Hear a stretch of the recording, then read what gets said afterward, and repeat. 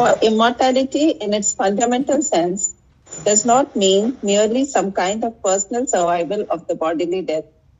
We are immortal by the eternity of our self-existence without beginning or end, beyond the whole succession of physical births and deaths, through which we pass, beyond the alternations of our existence in this and other worlds. The spirit's timeless existence is the true immortality. There is no doubt a secondary meaning of the word which has its truth. For corollary to this true immortality, there exists a perpetual continuity of our temporal existence and experience from life to life, from world to world, after the dissolution of the physical body. But this is a natural consequence of a timelessness which expresses itself here as a perpetuity in eternal time. The realization of timeless immortality comes by the knowledge of self in the non-birth and non-becoming, and of the changeless spirit within us. The realization of time immortality comes by the knowledge of self in the birth and becoming, and is translated into a sense of the persistent identity of the soul through all changes of mind and life and body. This too is not a mere survival. It is timelessness translated into the time manifestation. By the first realization, we become free from obscurance, subjection to the chain of birth and death, that supreme object of so many Indian disciplines. By the second realization, added to the first, we are able to possess freely with right knowledge, without ignorance, without bondage, by the chain of our actions, the experiences of the spirit in its succession of time eternity. A realization of timeless existence by itself might not include the truth of that experience of persistent self in eternal time. A realization of survival of death by itself might still give room for a beginning or end to our existence. But in either realization, truly envisaged as side and other side of one truth, to exist consciously in eternity and not in the bondage of the hour and the succession of the moments, is the substance of the change. So, to exist is the first condition of the divine consciousness and the divine life. To possess and govern from that inner eternity of being, the course and process of the becoming is the second. The dynamic condition with, as its practical outcome, a spiritual self-possession and self-mastery. These changes are possible only by a withdrawal from an absorbing material preoccupation that does not necessitate a rejection or neglect of the life in the body, and a constant living on the inner and higher planes of the mind and the spirit. For the heightening of a consciousness into its spiritual principle is effectuated by an ascent and a stepping back inward. Both these movements are essential. I'll read the sentence again. For the heightening of a consciousness into its spiritual principle is effectuated by an ascent and a stepping back inward out of our transient life from moment to moment into the eternal life of our immortal consciousness. But with it, there comes also a widening of our range of consciousness and field of action in time, and a taking up and a higher use of our mental, our vital, our corporeal existence. There arises a knowledge of our being, no longer as a consciousness dependent on the body, but as an eternal spirit which uses all the worlds and all lives for various self-experience. We see it to be a spiritual entity possessed of a continuous soul life, perpetually developing its activities through successive physical existence, a being determining its own becoming. In that knowledge, not ideated, but felt in our very substance, it becomes possible to live not as slaves of a blind karmic impulsion, but as masters, subject only to the divine within us, but as masters of our being and nature. Very big para, okay? And he's explaining to us what is meant by immortality. Sorry. There can be many meanings to what is meant by immortality. Sorry. Just 1 second. takes a water under there. Yeah, no, it's okay. It's temporary. If my throat, anything goes into the throat, I have this small problem. Yeah. All of us at home, we have this. It's a hereditary thing. Okay. So the first immortality we have to eliminate is the immortality in a physical body. Okay. That is a very, very far off thing. So what is meant by immortality? When you go to the self, you realize that your soul has always existed in the past and will always exist in the future. Okay? That is meant by immortality. But there is another immortality, and then you have a choice to disappear into the infinite, or you have a choice to retain your individuality, the divine soul,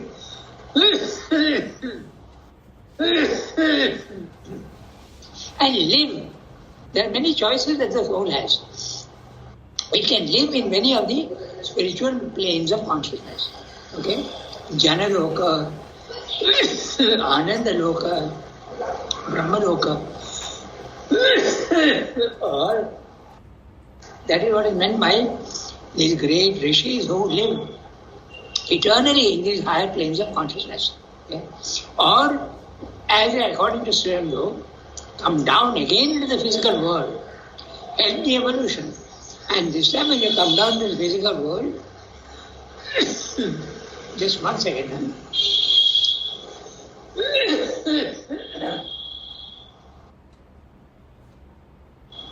When we come down, we are not slaves of nature, because our soul has realized what it is and it has now the power to come down to the physical world without losing our control of the soul.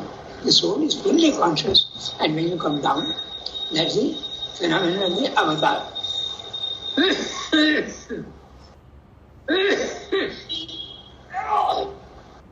Give me 2 minutes, I'll just take a sip of water and come clear the throat. Yeah, Rangana, Sorry, please, no problem. Please go ahead.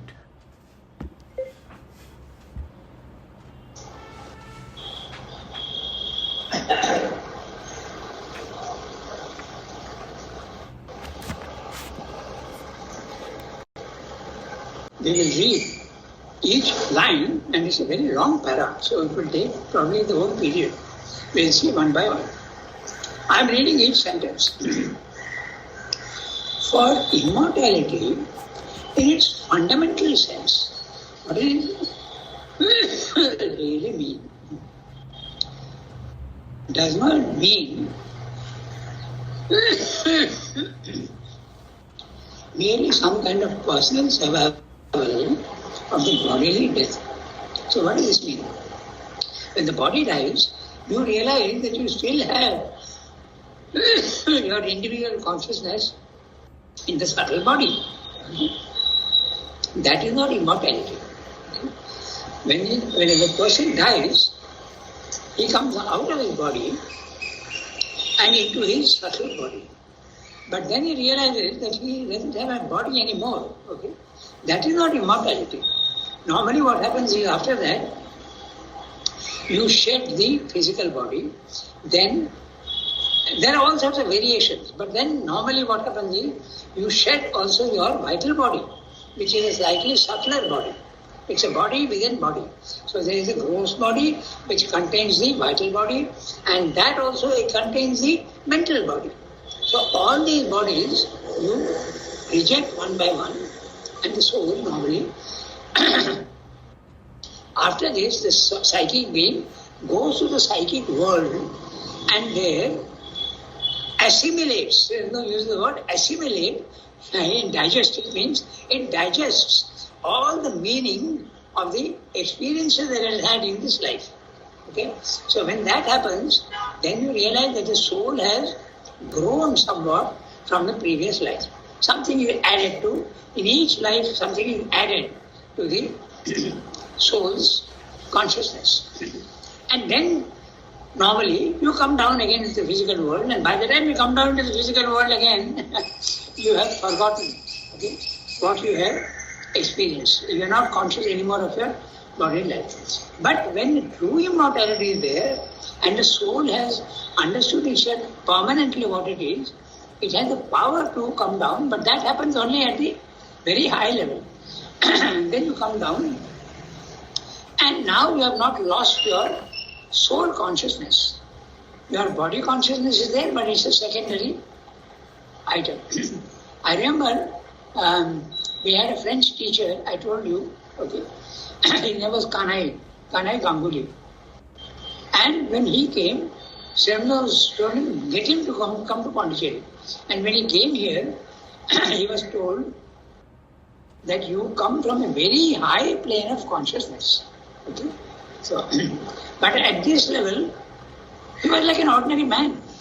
So when he has come down from that very high level of consciousness, he is like an ordinary man, but the development in the soul is there, and this experience in this body will add to his store of spiritual knowledge in the soul. Okay. So this is when you realize that you don't have a body, that is not immortality. That's what Sri will explain. He will explain further what it means. We are immortal by the eternity of our self-existence without beginning or end, beyond the whole succession of physical births and deaths through which we pass, beyond the alternations of our existence in this and other worlds. So when the normal man, but developed soul, when he dies, he gets rid of his body first, and then he goes into so he is in the physical world, and then he goes into the vital world. That's what we mean by other worlds. Okay? So you go to the vital world, and you can linger there for some time. Sometimes lingering is compulsory if you have too many desires. And then from there, you shed the vital body, and you go to the mental body. And there also, you see that there are thoughts which are binding you, or if you get free, you go to the psychic world. Okay? So, very often, for instance, take the animal. Okay? The animal never goes beyond the vital body because it doesn't have a mind. It is not developed enough. You go to the other worlds only when you are developed enough to be there in those worlds. So the animal, when it dies, its so-called soul, the soul is very, very rudimentary in an animal. But there is a divine presence in that. It goes to the vital world and takes birth again. It doesn't go to the mental world. So those who are even human beings, when they are not developed enough, okay, they can go to the vital world and take birth again immediately. And in that case, they often remember their past life. It's not a very developed thing. Okay? And very often this rebirth, those who remember, are of this nature. They remember their past life because they have not gone beyond. The events of those worlds are still very formed. They are not unformed. Okay? Because when you dissolve a body, all the events that remain there, you dissolve them. But when you go to the vital world, those things are not dissolved. So you remember your past life very easily. And that happens normally either with an accident or very often when there is a murder or something. Very often you will see that these videos that you see of rebirths, they are not false, they are real, but you have just gone to the vital world and come back. Sometimes you go slightly higher but come back. Because the very interesting cases are there.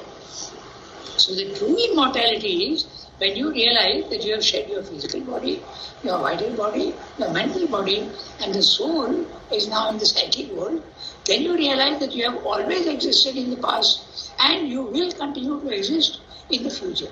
That is the true immortality. The spirit's timeless existence. When you are in the physical world, it is time existence. And when you are in the spiritual worlds, it is timeless existence. That is the true immortality. There is no doubt a secondary meaning to the world which has its truth. And what is that secondary meaning?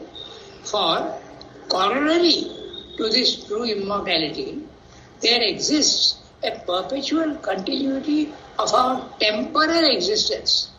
Okay? temporal existence is, when you have a body-mind life, it is temporal existence. Because when it is out of time, the soul doesn't have a body-mind life, it is not a temporal existence. It is the timeless existence. So when Sri Aurobindo says temporal existence and experience from life to life, from world to world, after the dissolution of the physical body. But this is a natural consequence of our timelessness, which expresses itself here as a perpetuity in eternal time. So, he is explaining what is the secondary meaning. We'll go into a little detail because it's very interesting what is secondary meaning. Now remember, Sri Aurobindo is remembering his past lives when he was in a body, okay? Not when he is in the timeless, okay? He remembers his experiences when he was Augustus Caesar. There are enough indications when you read the Ideal of Human Unity and all that, and also in his evening talks, there is enough indication that he remembers his life when he was an emperor in Rome. Okay, there are a lot of references to Rome and Greece. He was there. Okay? So that is the secondary meaning, that you remember your immortality while you are in the body. Okay, so that's the secondary meaning. Okay, very interesting. You make out the difference, no? So it's very interesting. He remembers his existence in a body. So that also is the temporal existence. But you remember your past lives and experience from life to life. Okay? From world to world, after the dissolution of the physical body. From world to world, as I told you, the vital world, the mental world, and then you go to the spiritual world. And in the spiritual world also, there are many, many layers. Okay? Brahmaloka, okay? Anandaloka, Janaloka, okay? All these worlds are there in the spiritual world. And you can live in any one of them. Okay?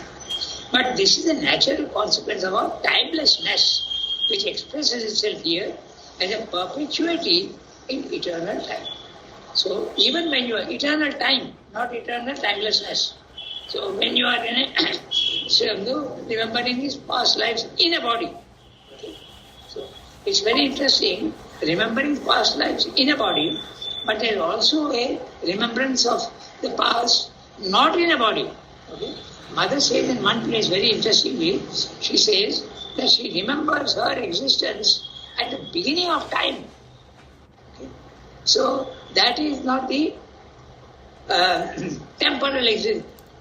Immortality in a temporal existence, that is not. That is immortality in the timelessness. The realization, I'm reading the next sentence, the realization of timeless immortality, you remember your soul existence, okay? Timeless immortality comes by the knowledge of self in the non-birth and non-becoming. Now, very clear what he's saying. Non-birth means you are not in the physical world. You are in the realization of the timeless immortality when you are not in a birth, not in a body, okay? And non-becoming. Non-becoming also, that means becoming belongs to the body-mind life. So you are not in a body-mind life. You are in the spiritual planes of consciousness, fully aware of your soul, and that is the realization of timeless immortality. So Sri Aurobindo is making very distinct distinctions between timeless immortality and time immortality. Okay? So very interesting. The realization of timeless immortality comes by the knowledge of the self when you are not in a body, when you are above, and of the changeless spirit within us. Changeless, remember, when the changeless is the akshara consciousness, there is no change. You are absolutely static. Okay?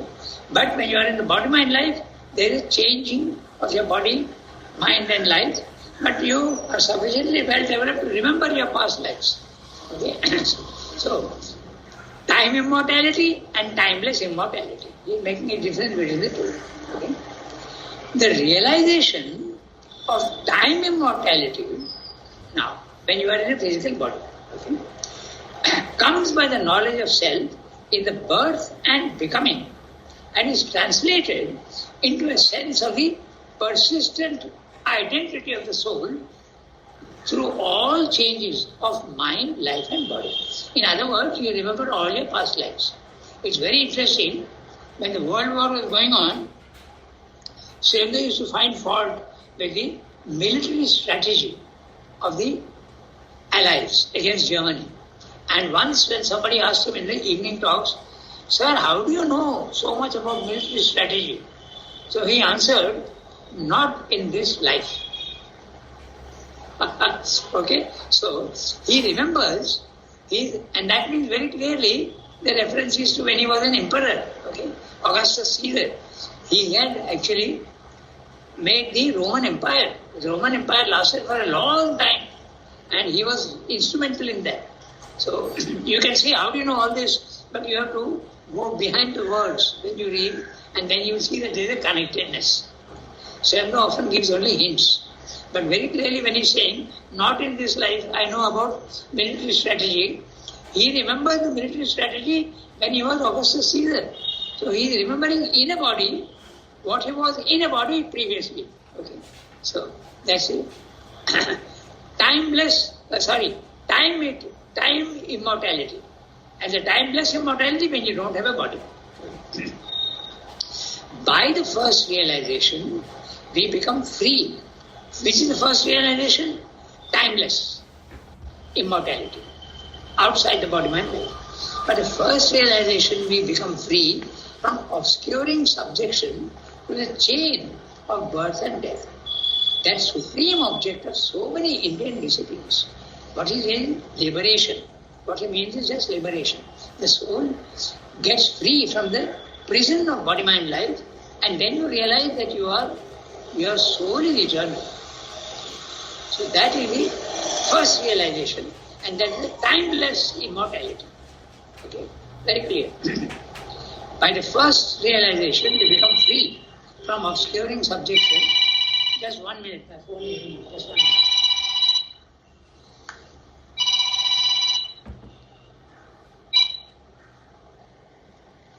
Bhudraj, I'll call you back. I'm in a class, I'll call you back. Okay. Or call me back in half an hour or 1 hour. Very interesting in this para. You have to understand clearly what is meant by timeless immortality and time immortality when you are in a body. When you are not in a body, that's the timeless immortality. So the realization of timeless immortality comes by the knowledge of self. That means you just rise from your body, mind, life. There are non-birth and non-becoming. Non-birth and non-becoming, very clear, you are outside your body, mind, life. And the changeless spirit, the self when you go, you are immutable. So that's a changeless spirit within us. The realization of time immortality when you are in a body and yet you remember your past lives, comes by the knowledge of self in the birth and becoming. That means you have a body, mind, life. Okay? And is translated into a sense of the persistent identity of the soul through all changes of mind, life and body. Okay? Very clear what he's saying. You are in a body, but your consciousness is so developed that you remember what you were in one life, in another life, in another life. Mother remembers her life in Egypt, and she remembers even her life as a queen in UK, okay, in England. Okay? That also is there. Okay, sir. By the first realization, we become free from obscuring subjection to the chain of birth and death. This is a normal liberation. And that is the supreme object of so many Indian disciplines. Enough. They feel that that's enough. Okay. By the second realization, which is the second realization? Realizing your immortality while you are in a body. Added to the first, we are able to possess freely, with right knowledge, without ignorance, without bondage, by the chain of our actions, the experience of the spirit in its successions of time eternity. Time eternity. In other words, in the physical world, it is eternal, but time eternity. And what is that? Of the spirit, of your soul, in its successions. So which are the successions of time eternity? Your various lives. Okay? So the words are very clear. You have to understand what the words are. That's why we lay so much stress on the words. Successions of time, immortal, eternity is all your various lives in the physical body. A realization of timeless existence by itself might not include the truth of their experience of persistent self in eternal time. So, in other words, in the first time when you experience the self, you remember your soul is immortal. But you may not remember, your past lives. But even if you remember, it's only in a condition where you don't have a body. But the second one is when you come down into your body and yet you remember, that is the time eternity, time immortality. Okay? So, realization of survival, realization is the first condition. I read the next sentence. Okay. This, where do I have to read? My computer jumps sometimes, that's why I have a problem. To possess. Shall I read from there? No, 1 second. Got it. A realization of timeless existence by itself might not include the truth of their experience of persistent self in eternal time. Okay. In other words, even when you have realized your soul, in the next life, you may not remember your past lives. You may not remember. A realization of timeless existence by itself, that means you have experienced in this life the self, and then you take birth in the next life, might not include the truth of that experience of persistent self in eternal time. You won't remember your past lives. May not. A realization of survival of death by itself might still give room for a beginning or end to our existence. A realization of survival of death by itself might still give room for a beginning or end to our existence. Okay. So, you may, a beginning is, you can take birth again. Or an end to our existence, you don't want to take birth anymore. Okay. That's the aim of usually liberation. The normal aim of spiritual life in India for a long time was escape permanently from the physical world. That is the end of our existence. You disappear into the infinite, or you live permanently in the spiritual planes. Or it could be a beginning, very same. So after you have realized, if you come down again into the body-mind life, it's the beginning of a new phase. That's what Sri Aurobindo would like. Okay? Give room for a beginning or an end to our existence. The difference is clear. You have realized your soul, but you choose to come down into the physical world. That's the beginning of a new phase. Or you decide, like the normal Indian experience of liberation, you decide to end your physical existence. I don't want to take birth anymore. That's the end of our existence. Okay? Or it could be the beginning. Sri Aurobindo prefers the beginning. With a divine consciousness, come down again into the physical world and begin a new chapter. Okay? Can I ask a question? Go ahead. If you think that I have achieved nirvana and that is the end and that is the cherry on the pie, then you have not truly progressed. If you say I don't want any more births, you've not truly progressed. That's right. That's what Sri Aurobindo is saying. But don't think like that. But think that is the destiny. Sri Aurobindo discussed this in the chapter, the destiny of the individual. So if someone says that I want to stop at this level, you can't find fault with it. That's the destiny for that particular soul. Okay? So that's the destiny. You can't find fault with it. That's what the soul is. Each soul has got a different function. Okay? So, suppose in one life you are an engineer, you know all about engineering, but you know nothing about poetry. Okay? So you can't say that that's a defect. That is the destiny of the individual. Okay? So someone who says that I don't want to take birth anymore and I want to live only in the the non-physical, the subtle worlds, you can't find fault with it. That's my choice. I want to remain there. But Sri Aurobindo says that there is a better choice.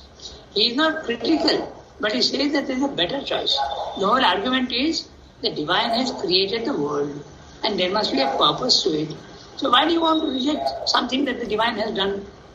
But if the individual soul says that that's my destiny, okay.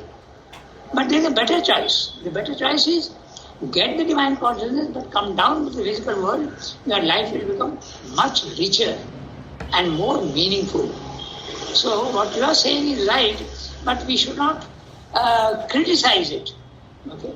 But what you are saying is you can get a more beautiful and richer life when you come down. That is absolutely correct. Okay? Did I make sense, Yasmin? Yes, please. Yeah, that's it. Sri Aurobindo does not criticize, but he says there's a better choice. It is something like, I just want to do 10 standard studies. And somebody says, I want to do graduation. And somebody else wants to do post-graduation and doctorate. Yes, that's it. This is something similar to that yes. You want to stop your studies at a certain time. Yes, that's right. Because that is enough for me. That's what you feel. Okay. So there are many in India who feel that liberation is enough. Okay. So that's what Sri Aurobindo is saying. These two words are very interesting. Okay. The beginning or end. That is what he means by that. To the end, the Buddhist idea and the Mayavada idea, I don't want to take any more birth in the physical world. That's the end of our existence. But for a beginning, that is what Sri Aurobindo wants. Okay? I still give room for a beginning or end.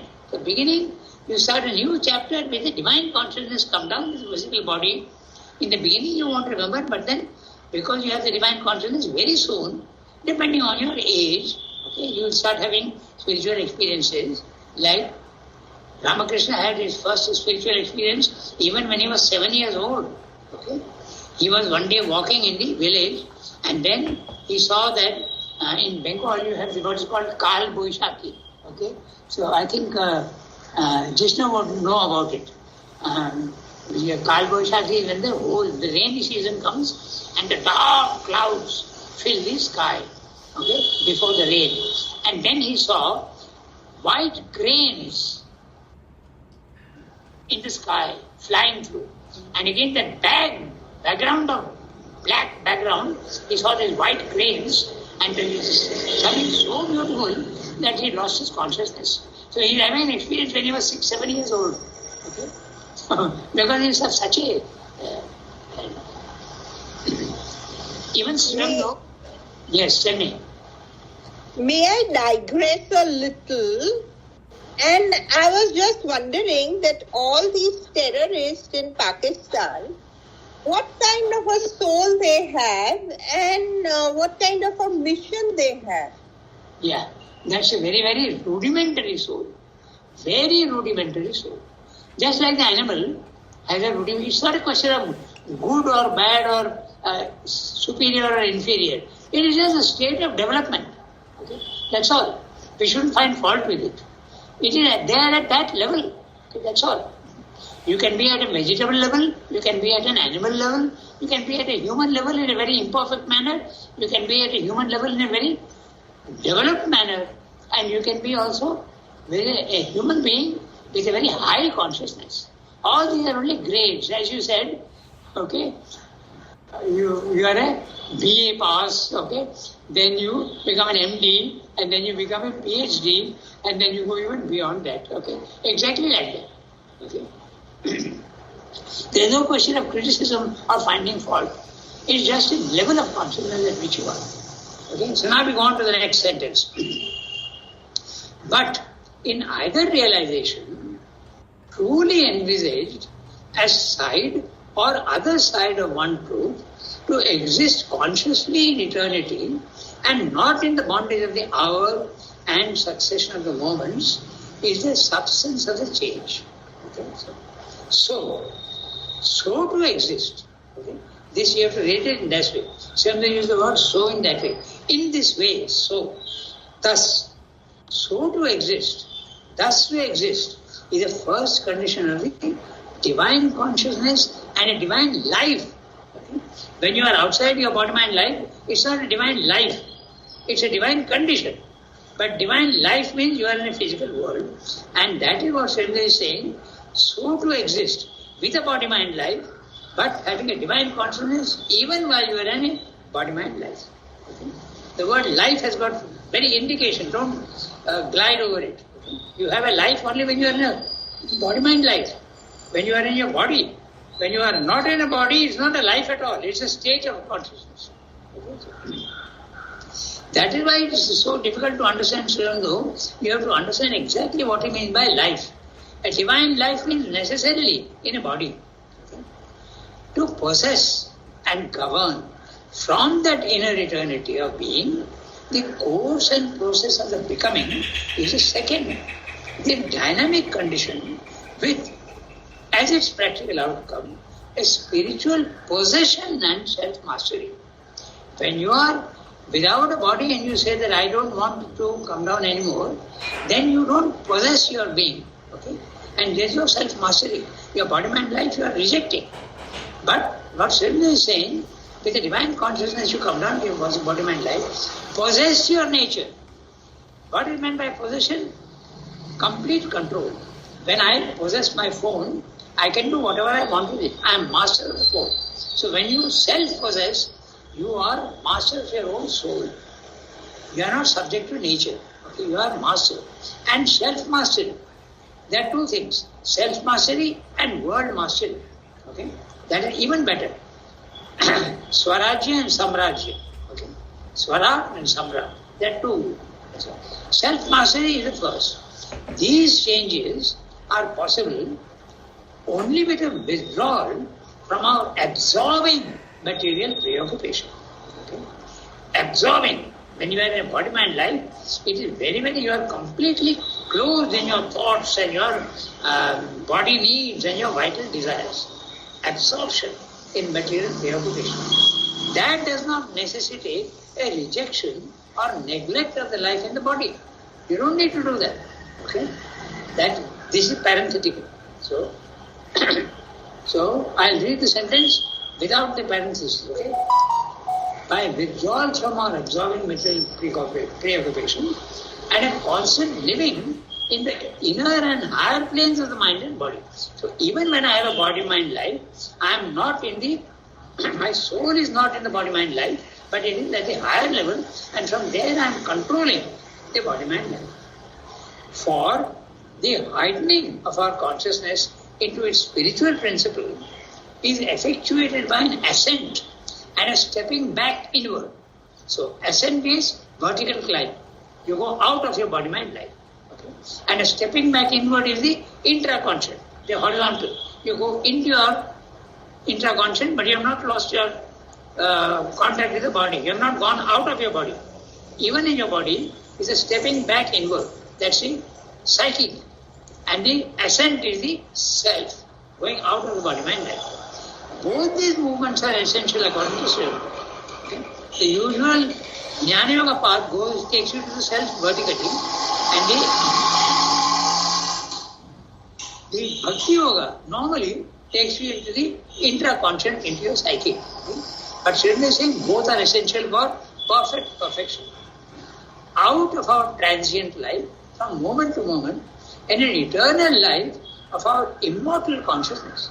Even while you are in a body, mind, life, your consciousness is not stuck and slave to your body, mind, life. You are fully conscious. That's what happens with the avatar. The avatar has a body and a mind and a life, but they are not controlling him. The soul is controlling the body, mind, life. But with it, there comes also a widening of our range of consciousness and a field of action in time, and a taking up an higher use of our mental, vital and corporeal existence. So that second one, you have to see what he's saying. But with it there comes also a widening of our range of consciousness. The Jnana Yoga is not interested in widening. They are interested only in heightening. They go up and they disappear. But Sridhar is saying also a widening of our range of consciousness. Okay? You can, in the physical world also, and in the vital world and mental world, you grow outwards also. Okay? Your life becomes more rich and more meaningful, and a field of action in time, and taking up of a higher use of our mental, vital and corporeal existence. So when you are in that consciousness, with the divine consciousness in the body, you can make very good use of your mind, your vital and your body. There arises a knowledge of our being, no longer as a consciousness depending on the body. Okay? You are free from the demands of the body. Thirst and hunger does not affect you at all. Neither sleep. Okay? It does not. Mother never slept, She only lay down. The body was in a inclined, not even a bed. Huh? It is that you see the chair in her room. She never slept. It was not a horizontal position. She was always in a sitting position, and she used to go out of the body. Okay? And the body used to just be in a calm, quiet condition, not sleep. Okay? But as an eternal spirit, they uses all the worlds and all lives for various self-experience. Self-experience only upwards does not give you various self-experience, but various self-experience widening. When you widen yourself, it is various self-experience.